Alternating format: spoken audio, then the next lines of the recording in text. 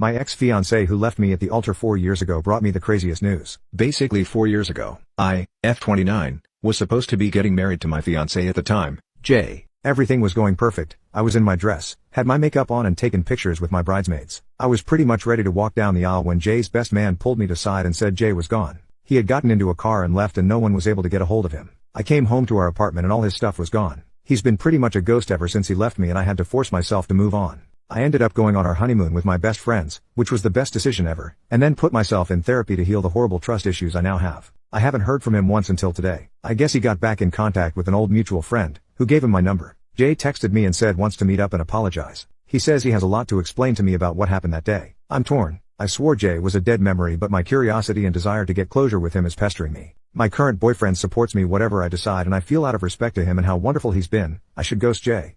I'm very confused. I never expected to hear from Jay again. I have no idea what to do. This all happened 2 weeks ago. I did meet up with Jay.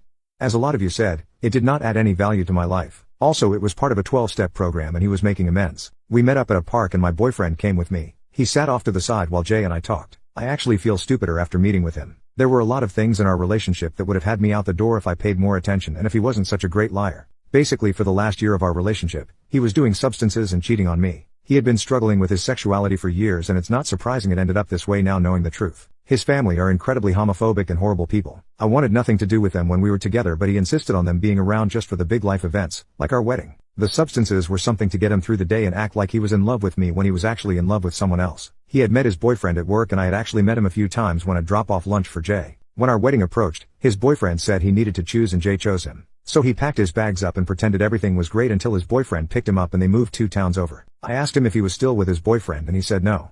He thought he could quit the substances once he was free of his family and lying but he couldn't. His boyfriend found out and left him. He kept going, getting high and hooking up with randoms. One of his regular hookups ended up overdosing while they were asleep in the same bed and died and he realized he had to get sober. He apologized for not just being honest with me and leading me on like he did. He wished he could go back and be truthful because I would have been the most accepting of him being gay out of everyone. He said he missed me when he left because even though he didn't love me romantically, I was his best friend. It was a lot to take in. I told him while I'm glad he's okay and is doing better, I'd prefer for us not to have any contact moving forward but I do forgive him. He said he understood and he was only in town for a few more days and he'd be gone for good again. I'll admit when I got home, I cried. My boyfriend held me and ordered me my favorite takeout. He's been really the best and didn't pressure me to talk about anything until I was ready. So if I got anything out of the worst day of my life, it's led me to who I'm with now.